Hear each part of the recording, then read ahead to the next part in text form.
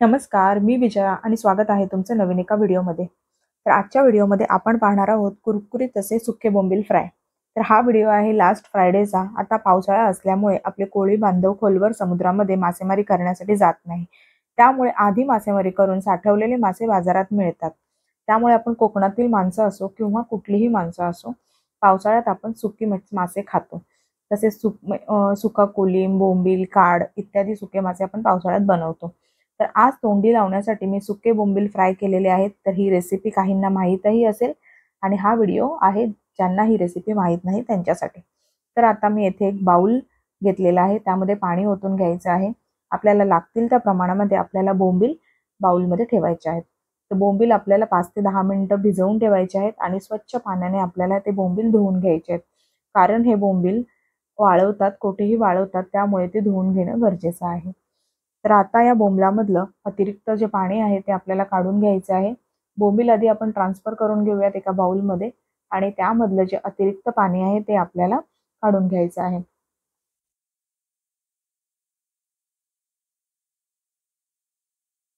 यानंतर आपल्याला या बोंबलांना मॅरिनेट करायचं आहे. तर मॅरिनेट करण्यासाठी आपण पाव चमचा आपण हळद घेणार आहोत. त्यानंतर अर्धा चमचा आपला साठवणुकीचा जो वर्षभराचा मसाला असेल तो टाकून घ्यायचा आहे. चवीनुसार मीठ आपल्याला ॲड करायचं आहे. त्यानंतर आपल्याला घ्यायचे आलं लसूण पेस्ट, आगोळ टाकून घ्यायचं आहे. माशाला विशिष्ट प्रकारचा वास येतो, त्यामुळे त्यामध्ये आंबट घालणं गरजेचं आहे. तुम्ही लिंबू देखील टाकू शकता. आता आपल्याला थोडीशी कोथिंबीर टाकून घ्यायची आहे आणि हे जे इन्ग्रेडियंट्स आहेत ते चांगल्या प्रकारे आपल्याला बोंबलांना लावून घ्यायचे आहेत. तर चांगल्या प्रकारे आपल्याला हे सगळं मिक्स करून घ्यायचं आहे. मसाल्यांचं चांगलं कोटिंग आलं तर बोंबलांची चवही उत्तम होते.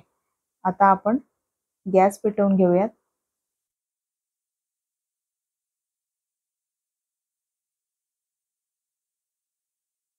गॅसवर एक लोखंडाचा पातळ असा तवा तापायला ठेवलेला आहे. तवा चांगला कोरडा असला पाहिजे.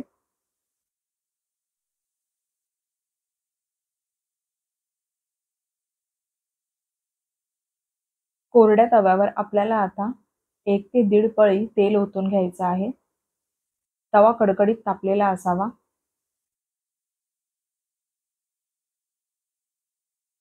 कडकडीत तापलेल्या तव्यावर आपल्याला ठेचलेला लसूण टाकायचा आहे.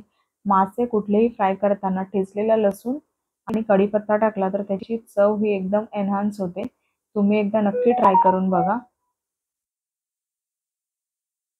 लसूण आपल्याला चॉकलेटी रंगावर परतून घ्यायचा आहे.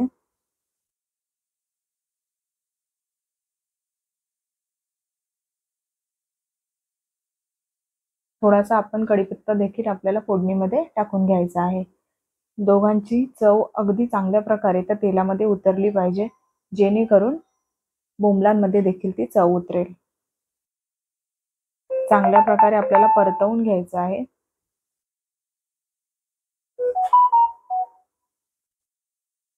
आता आपल्याला मॅरिनेट केलेले बोंबील या तेलामध्ये टाकून घ्यायचे आहेत.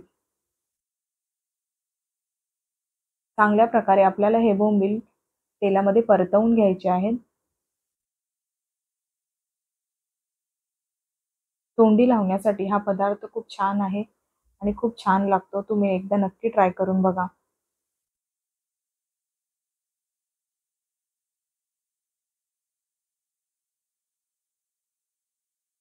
चांगल्या प्रकारे आपल्याला सतत ढवळत राहायचं आहे, कारण लोखंडाचा तवा पातळ आहे, त्यामुळे बोंबील करपू शकतात आणि आपल्याला ही सगळी प्रोसेस एकदम स्लो गॅसवर करायची आहे.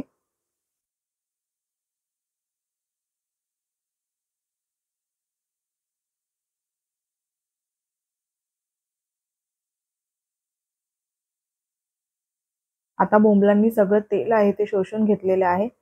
तर मध्ये गॅसची फ्लेम जास्त लागते, त्यामुळे मधले बोंबील आपल्याला साईडला ट्रान्सफर करून घ्यायचे आहेत आणि साईडचे बोंबील आपल्याला मध्ये ट्रान्सफर करून घ्यायचे आहेत.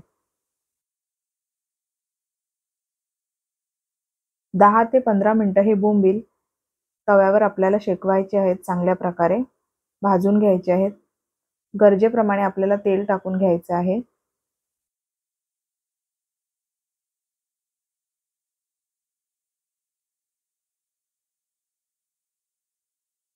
हे बोंबील जितका वेळ तव्यावर राहतात तितके चांगले कुरकुरीत होतात। आणि बोंबील झाल्याच्या नंतर आपल्याला गॅसची फ्लेम बंद करायची आहे। तर आमच्याकडे आज जेवणासाठी आहे भात, आमटी, अंडा मसाला, त्यानंतर सुके बोंबील फ्राय, भाकरी। तर तुम्ही सगळे जेवायला या। तर आजचा व्हिडिओ तुम्हाला कसा वाटला हे नक्की सांगा। व्हिडिओ आवडला असेल तर नक्कीच लाईक करा, शेअर करा आणि चॅनलवर नवीन असाल तर सबस्क्राईब करायला विसरू नका। Thanks for watching. पुन्हा एकदा भेटूया नवीन एका व्हिडिओसोबत। तोपर्यंत धन्यवाद।